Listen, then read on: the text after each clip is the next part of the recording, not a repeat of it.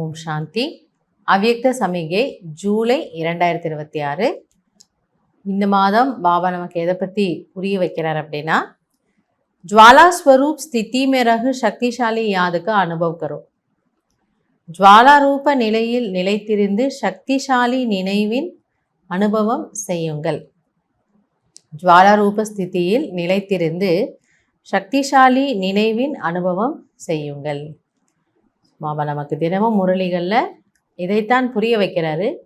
நம்முடைய நினைவினுடைய சதவிகிதம் எப்படி இருக்கணும் அப்படின்னு.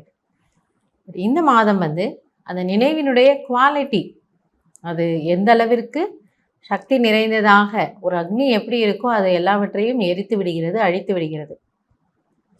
அதுபோல் நம்முடைய நினைவும் ஜுவாலை ரூபமானதாக இருக்கும் பொழுது ஏற்படக்கூடிய நன்மைகள், அதை எப்படி நம்ம அந்த அளவுக்கு பவர்ஃபுல்லாக கொண்டு வர்றது, இதை பற்றிய விஷயங்களை பாபா நமக்கு இந்த மாதம் முழுவதும் புரிய வைக்கிறார். ஜூலை 1, 2026 பாபா சொல்கிறாங்க, ஆப் மகான் தபஸ்வி ஆத்மாயே ज्वाला रूप शक्तिशाली याद द्वारा प्राप्ति के किरणों की अनुभूति करो और कराओ. மகான் தபஸ்வி ஆத்மாக்களாகிய நீங்கள் உங்களுடைய சக்தி ஸ்வரூபம், ஜுவாலா ரூபமான சக்திசாலி நினைவின் மூலம் பிராப்தியின் கிரணங்களை அனுபவம் செய்து மற்றவர்களையும் செய்ய வையுங்கள்.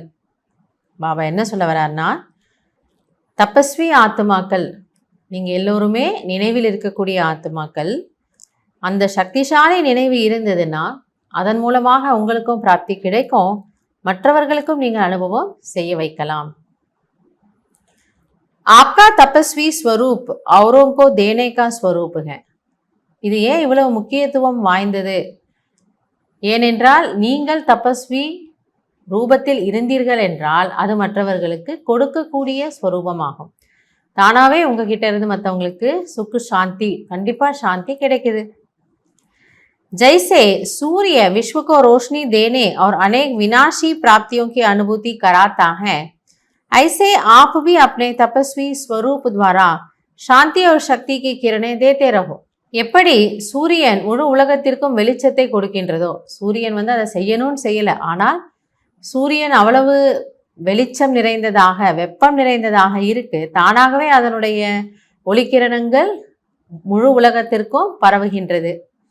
அதனால பாபா சொல்றார், எப்படி சூரியன் அது போன்று உலகத்திற்கு வெளிச்சத்தை கொடுப்பதாக மற்றும் பல்வேறு வினாஷி அழியக்கூடிய பிராப்திகளை அனுபவம் செய்விக்கின்றதோ, அதே போன்று நீங்கள் தன்னுடைய தபஸ்வி ஸ்வரூபத்தின் மூலம் சாந்தி மற்றும் சக்தியின் கிரணங்களை உலக ஆத்மாக்களுக்கு கொடுத்து கொண்டே இருங்கள்.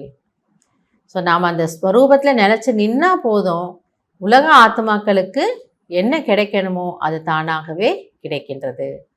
அதனால் பாபா என்ன சொல்றாருன்னா, நீங்கள் அந்த தபஸ்வி ஸ்வரூபத்தில் நிலைத்து நில்லுங்கள். நல்லது. ஓம் சாந்தி.